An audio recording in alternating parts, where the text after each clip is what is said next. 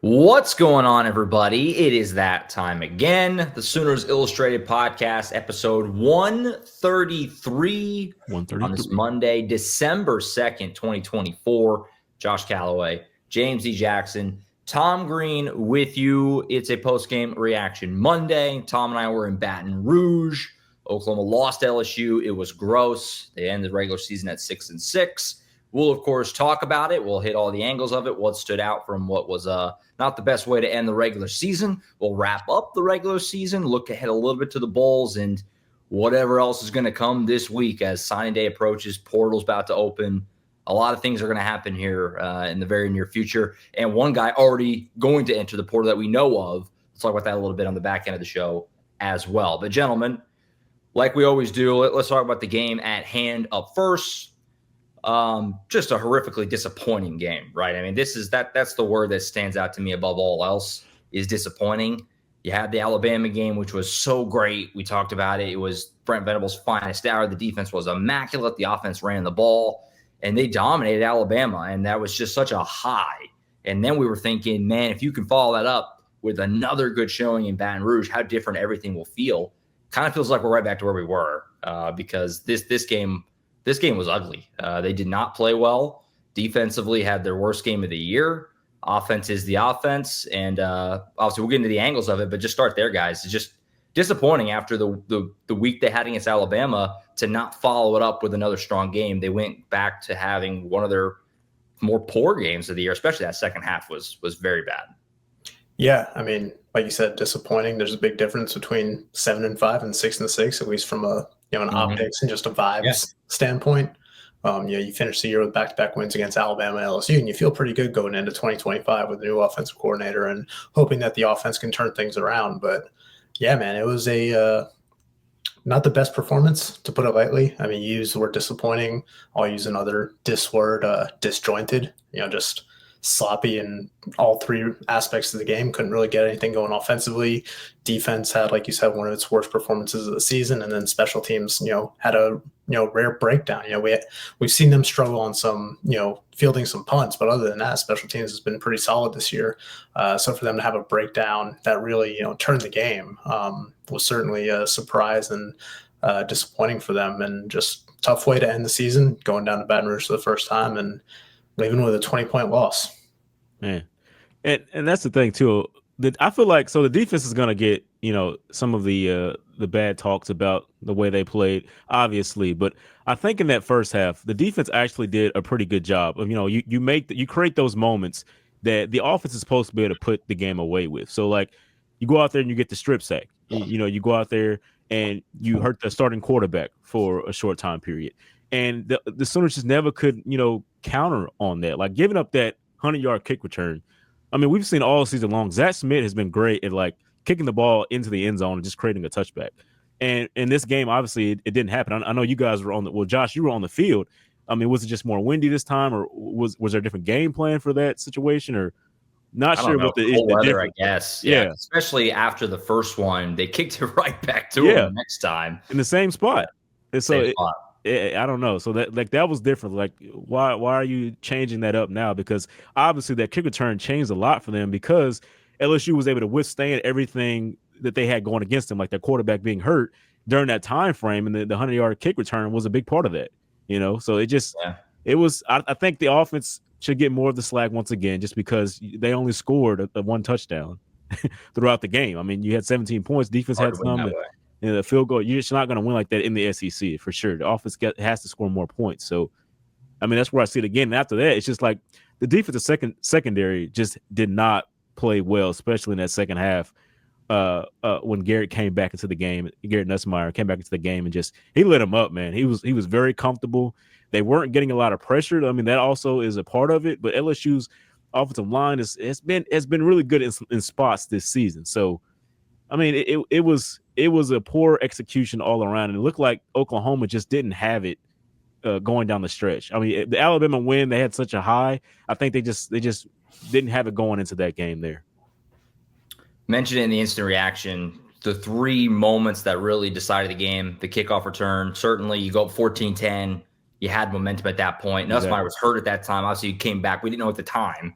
It felt like they've got control of this. And then you give that kickoff return. I feel like they were kind of scrambling ever since then. The touchdown right before halftime just can't happen. They tied it up. Offense moving the ball pretty well, 17-17. You felt like you were in a good place, getting close to halftime there. And they just zipped down the field in about a minute and a half. And Nussmeier obviously the long touchdown pass to put them up, LSU up right before the break. And then when it was 31-17, the double pass, which we talked about in the instant reaction, just horrific. The execution, the play call of it, just really, really bad. And, Tom put it perfectly. This just kind of in this weird need to make Bauer Sharp try to be this do anything you want guy is crazy. And it burned him yet again, as it has 1,000 times this year, as he threw the pick that really sealed the game. Any chance they had left, it got slammed shut right there.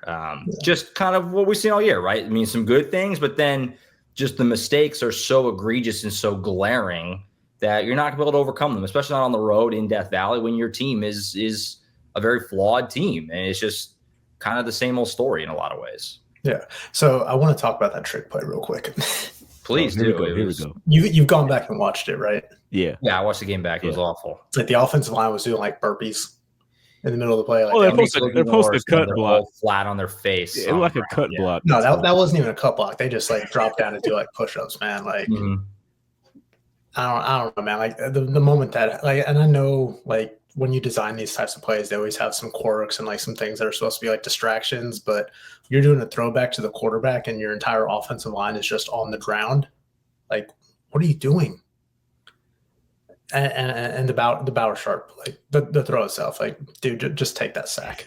Like, yeah, there's no reason to try to throw that ball away, especially, 45 degrees, whatever it was, just throwing a lame duck up into the air, easy pick for Sage Ryan. It's just that was a microcosm of this offense this season. It's just inexplicable play calls, designs, just shooting themselves in the foot. It was tough to watch. Listen, I know we were all really, really high on Bauer Sharp before the season. Like we all saw it in the few minutes that we saw of practice.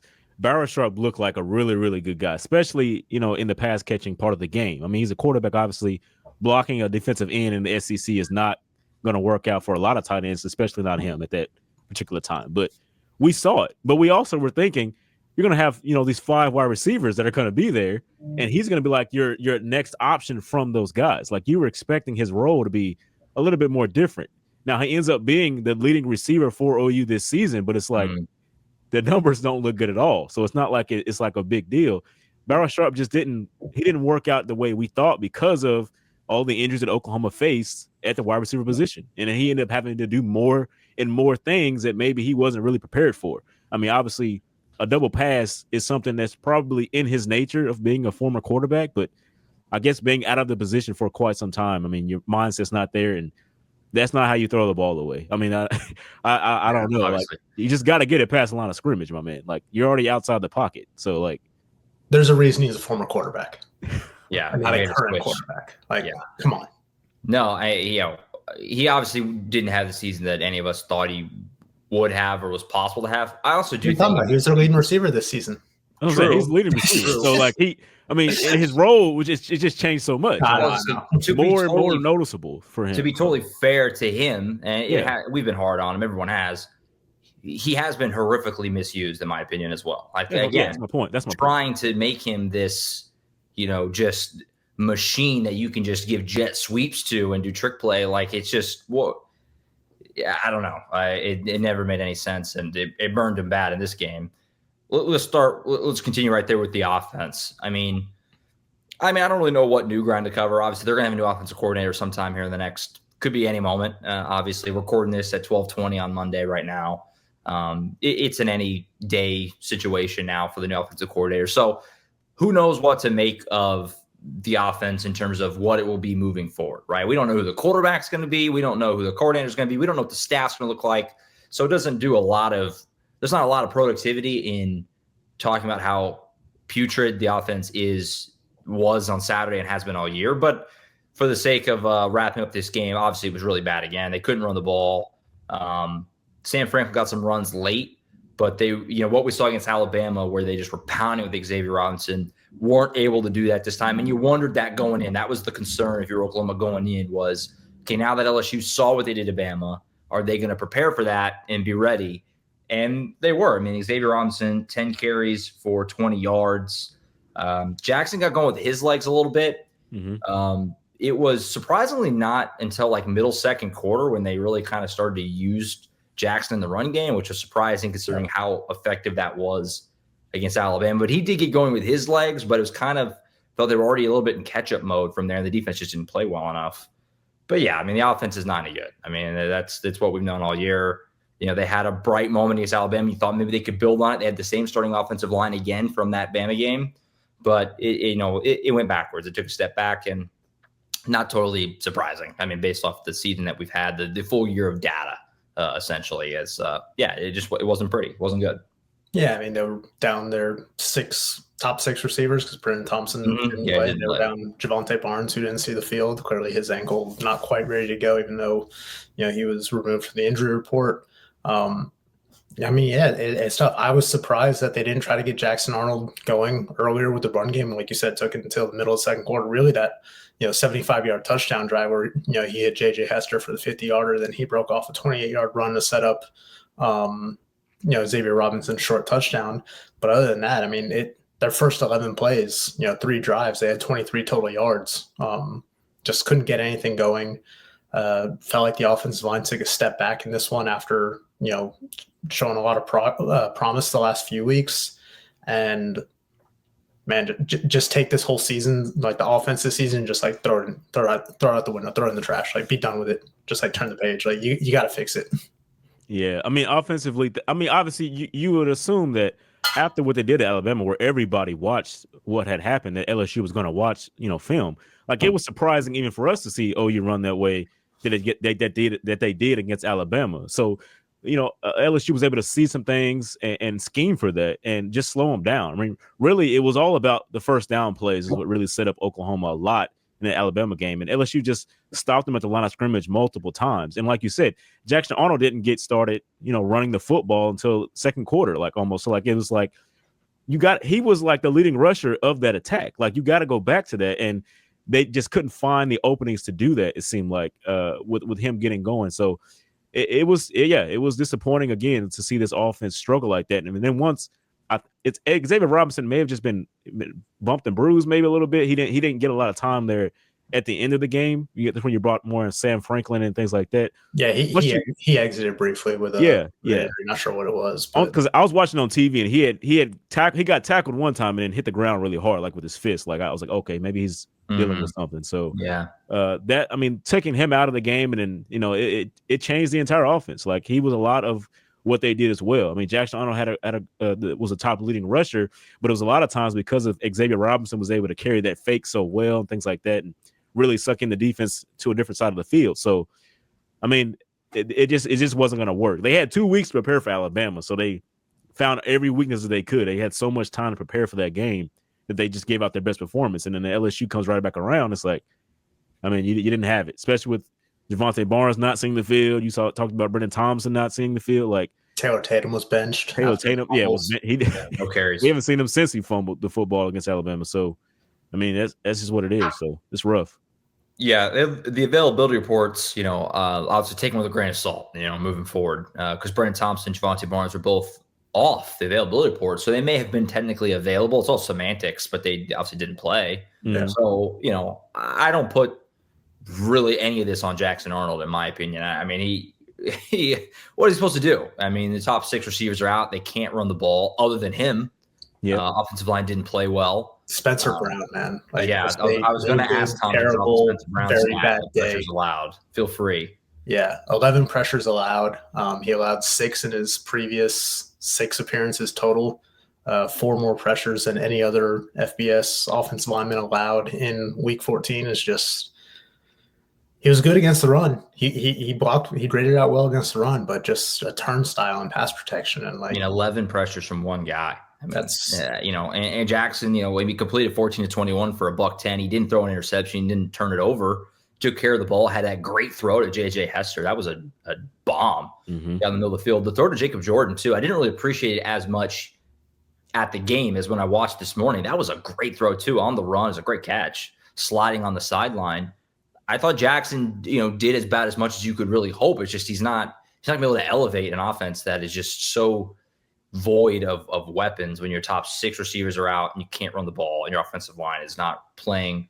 It's not, it wasn't horrendous, but it wasn't good by any means. And, I don't know what there is to say there. And we'll see what happens in the future with Jackson, obviously. But, I thought he played fine. It's just kind of, what can you do? And that too, like when you point that out, like obviously the offensive coordinator position and the hiring of that is going to be big news. But like the medical staff has to see some changes for OU because LSU, like Garrett Nussmeier, when he fell down, I thought that was a broken collarbone. Like he went into the tent, came back out, and he was ready to go. He was slinging it. Like he fell on his throwing arm, Josh.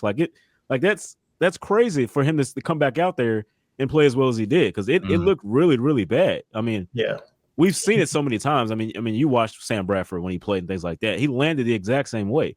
And like even the announcer was like, okay, it might be a collarbone, or, the shoulder injury, things like that. And man, that was crazy. I mean, whatever they did, their medical staff, that was phenomenal job by them, for sure. Yeah, I mean, he got X-rays, and as soon as they came back negative, it was just a pain tolerance thing for him. He was like, "Let's go." He ain't feel no pain. That was they got him the right things. On that note, the defense worst game of the year. Disappointing to say the least. After they were so good against Alabama, just dominated that game, and the defense has been awesome this season. It took another big step forward. So it's not like, the defense just stinks now. But they were bad in this game. I mean, they were. Garrett Nussmeier, after he came back from the shoulder injury, just absolutely cooked them. Just destroyed them. 22 of 31, 277 yards, 3 touchdowns. The deep balls down the field, specifically to Chris Hilton, the 2 touchdowns, were just killer. Eli Bowen, a little bit of, it finally had like a freshman in the SEC. He's been so amazing all season. Finally got beat a couple times for big plays down the field. Caden Durham had a couple of big runs, especially the one with when the backup was in. Swan was in the game. That one was extra killer. Just not a good day defensively. And it got off to a pretty good start. They were moving Nussmeier around as they had the strip sack that R. Mason scooped and scored. And R. Mason had the sack, to hurt Nussmeier for a while. And it felt like they had a lot of momentum early in this game, but just couldn't sustain it once he came back in. Just not a good game for the defense, especially the secondary. And Brent Venables admitted that post-game. Kind of, secondary is the area that needs to improve if they're going to get to that next level.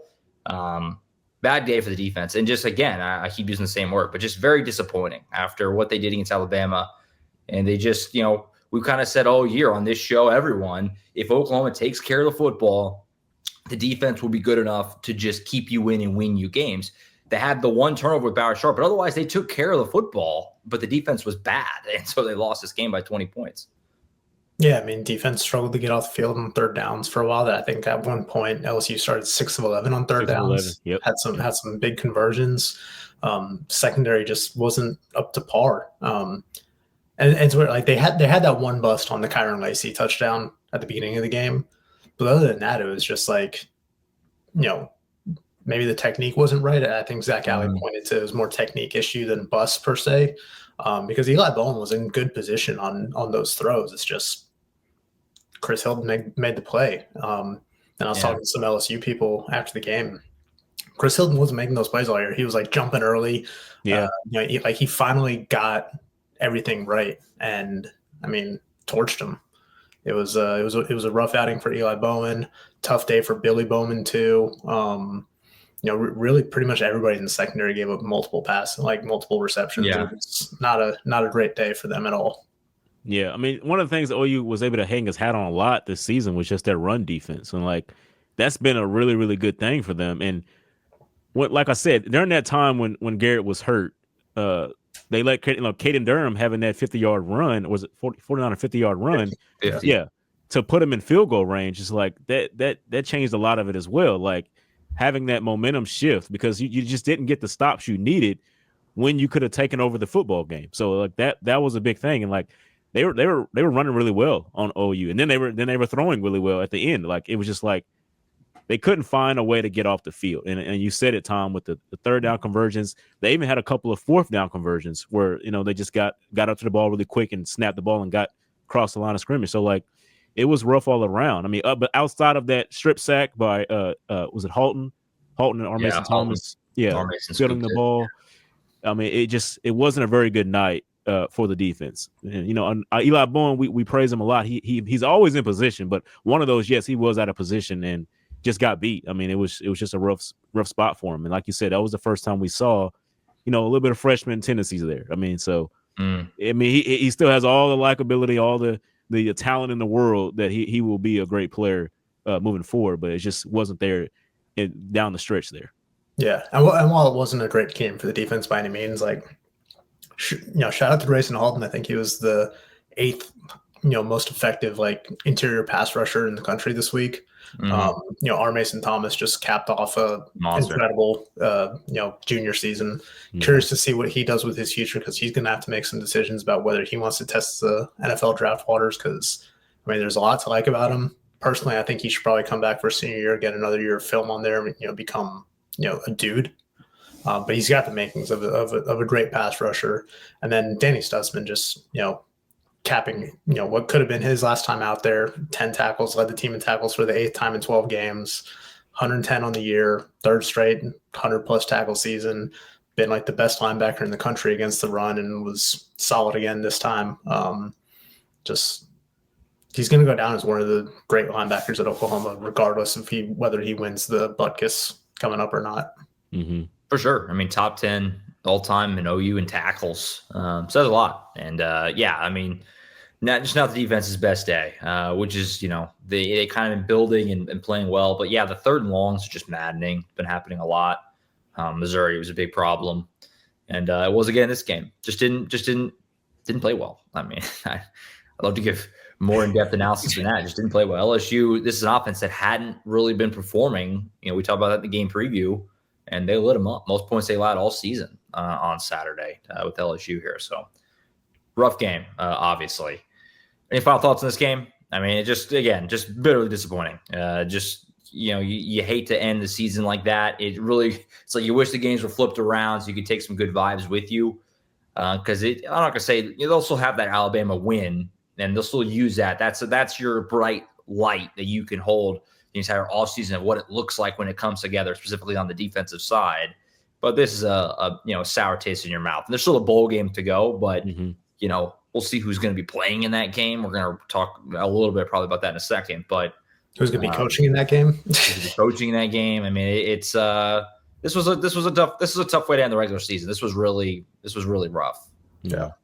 And I mean, you can still you got a lot to say about the offensive side of the ball with offensive coordinator and the injuries that OU faced this season. Like, the receivers were never out there. Like, we saw maybe 1 or 2 of them briefly throughout this. Well, we saw 3 of them briefly throughout the season. So, I mean, just like OU has that talking point if they need it with the recruits when we're all together and things like that's what they can say is, it could look a lot different. You saw what they did against Alabama with, limited resources on the outside. I mean, you add in those receivers and, things look a lot different. I mean, even the offensive line. I mean, the offensive line had so many injuries as well. Like, we talked about it too. Like, it's just rough, man. It's an uncanny season. You can't expect it to happen again. You would think so. Like, they got it out of the way now, I guess. I don't know. Way to look at it. So the 2024 regular season is mercifully over. It was a rough one, obviously. And I think everyone was excited for it to be over. The last quarter and a half of this game on Saturday night were just brutal. Everyone was just, after the Bauer Sharp interception, it was like, all right, let's just get out of here. I'm sure fans were ready for it to be over as well. Long season. We still have a bowl game to go, but the bowl games are so weird, especially, these lower ones, because again, it's like it's part of your season, but it's not in some ways too. It's almost really a jumpstart in the next season because so many of these guys are going to hit the portal, enter the draft. Seniors probably opt out. Who knows what Danny Stutzman, Billy Bowman. I don't anticipate they'll play. We'll see. They haven't decided one way or another. Seems unlikely to me. The guys who are potentially first-round picks in the NFL, in Stutzman's case of, playing in a Birmingham Bowl or whatever. But this was obviously a really rough year, guys. The defense took some steps forward, but you still had moments like Saturday, like down the stretch against Missouri, where you're kind of like, it's not all the way there yet. Offense was the offense. It's going to have to undergo a complete makeover this offseason. Don't know who the future quarterback of this program is. Jackson Hole did some good things down the stretch. Did he do enough to earn that job next year? That's up for you to decide. How do you kind of surmise this season? A disaster in a lot of ways. Some bright moments here and there. Obviously, the Bama win will live forever, but not at all what was the expectation, to say the least, coming into the year. How do you guys kind of put a bow on it as we look ahead to the offseason now? And again, there's still a bowl game, but the portal's going to open. Signing day, we kind of start to turn the page a little bit this week. How do you guys kind of wrap this up? I mean, disappointing season. Look, I don't think anybody thought that Oklahoma was going to be a college football playoff team this year. Maybe if things broke right, they could have gotten to 9 wins, which I think would have been a success. I think 8 wins would have been a successful season. You like what you saw from the defense for the most part. I mean, Brent Venables was asked about it last week. Like, is this defense elite? And, I thought his response was kind of enlightening. Like, it's got the makings. Like, you see the characteristics of an elite defense. But yeah, I agree with that. Yeah. And then we saw that down in Death Valley. Special teams made vast improvements. You breakdown obviously at LSU was brutal, but for the most part, I mean, Luke Elzinga was great again on punting. Their coverage units were pretty good. Zach Schmidt, kind of a redemptive season there for him. Yep. Obviously, they'll have to replace both Luke Elzinga and Zach Schmidt after the season. Looks like have some new pieces there. But I mean, the offense was just an utter disaster. You can't survive in the SEC with an offense that bad. An SEC game, eight SEC games, they scored 11 offensive touchdowns. They scored 2 offensive. They didn't score more than 2 offensive touchdowns in any of those games. Only had 2 in 4 of them. Horrid. 1 in 3 of them, and then 0 in the Texas game. Like that's not going to cut it. Like at all. I mean, that's how you end up 6-6. It's how you end up tied for 14th in a 16-team league. It's just, you need to fix that. And if you can fix it quickly, there's optimism for 2025 because of what the defense will bring back, because of what they've been able to do on special teams. There's optimism that you can turn things around quickly, but you need to fix the offense. Like, that has got to be priority number 1 this offseason. I know that's not any earth-shattering news by any means. It's stating the obvious, but they need to get this offense back on track. Yeah, it was a disaster of a season, mainly because of the injuries, all of the doubt that was created, sometimes with this coaching staff, from the outside people, the fans and things like that. It just wasn't there all the way. And from the good things that I saw, obviously the offensive line struggled, but there were some moments where you're seeing this offensive line get better, especially towards the end of the season. After those, record-breaking sacks against South Carolina and things like that, you started to see some improvement, which is a good sign because a lot of these guys you can have back next season if you keep them, on board and things like that. So you build on that. Having a structured offensive line and guys that have been there is something Brent Venables talked about. Like, they haven't had that because most of the guys end up going to the NFL and things like that for OU. So, they got their growing pains out, you would think, in this season. You get that, you can move forward with that. And, it's going to be about recruiting now, getting the transfer portal and keeping your recruits. And the good thing about it is Brent Venables has had to do this before, when the record wasn't too much in his favor. He was still able to bring guys in and turn things around. So he has to do that again, and it's gonna help out if you get the splashy hire at offensive coordinator that can bring some of his guys as well, and you can see some really, really good things. So, but in terms of what I saw on the field, it was just a disaster. It was a disaster because they couldn't keep guys they couldn't keep them healthy, they couldn't keep everybody organized, they couldn't keep guys executing the minimal plays that they were able to play on the offensive side of the ball. It was bad. And you saw some embarrassing losses for Oklahoma. It wasn't just like losing here and there off 1 or 2 plays. Sometimes it was pretty bad, So that affects a lot of things because there are a lot of people that don't pay enough attention to know that Oklahoma just had all these injuries on the offensive side. There are people that don't know that, so they just see the scores and just all of a sudden think, it's because they joined the SEC. They're not ready for it. And that's what people will say. So you have to be able to reassure, especially your recruits, your commits. I mean, we saw the fans kind of turn around on their takes on Brent Venables. With he was on the hot seat for a minute to the fans, or at least reading our boards. That's helped out. The Alabama win helped out a lot there. But now you have to share that message. Like, when we have all our guys, we can keep everybody here. We're a really, really good team. Like, you had a top 10 offense and defense just last year, so like you have to do that again now. Season from hell in a lot of ways. It was just doomed from the start. I mean, from the moment Jaden Gibson got hurt in fall camp, it was just bad. It was just bad news, bad vibes, more injuries, more losses. Other than Alabama, I mean, other than the Alabama win, was there a single good weekend of this entire season? Because the other wins were all largely pretty ugly. I guess Auburn, though, I mean, we all kind of, Auburn was a small part of everyone, I think, of that Auburn game that felt that was a little fluky. Yeah. It took a lot to pull that out. Yeah. I mean, it was bad from the first weekend against Temple when they scored 51. We were joking about it, but you could see even in that Temple game, like, we saw it then here, in the very first game, and it never got better. Just a awful season, a million injuries, as Brent Venables said himself on Tuesday's press conference last week. A total miss on the OC hire. The Seth thing didn't work out at all. Obviously, fired 7 games in.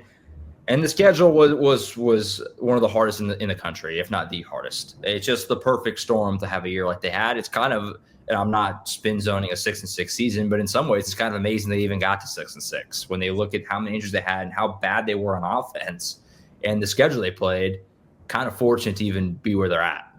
So rough year. I do think there are some building blocks to think that it could turn around fairly quick. Maybe that's naive of me.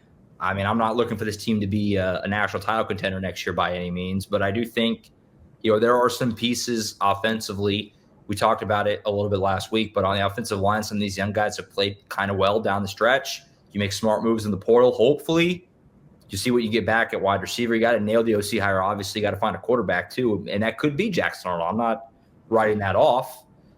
The defense takes another step forward. I mean, there's still reason to believe that this team can get it back on the tracks next year, but you will not see me in the season preview next year spouting that this team is going to run the table. I mean, there's too much bad this year to think that they're going to be able to overcome it all in 1 year. It could get a lot better, but we'll see.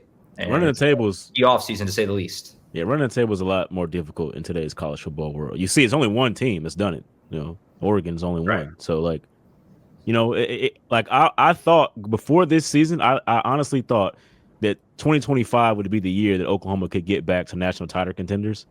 And I don't know as of right now. We'll have to see what the roster looks like after this, transfer portal and recruiting season for what I would even think. Like, I'm not there right now anymore with this team. So we'll see, because, like, honestly, I thought this was going to be the building year for that. I thought they could get to 9 wins, and build on that and get going. But the vibes are not there, Josh. You've been speaking on it. The vibes aren't there, man. No, for sure. I mean, next year was kind of what you were building toward. Jackson Arnold's second year as starting quarterback. You get some of these young guys into year 2 on the defense.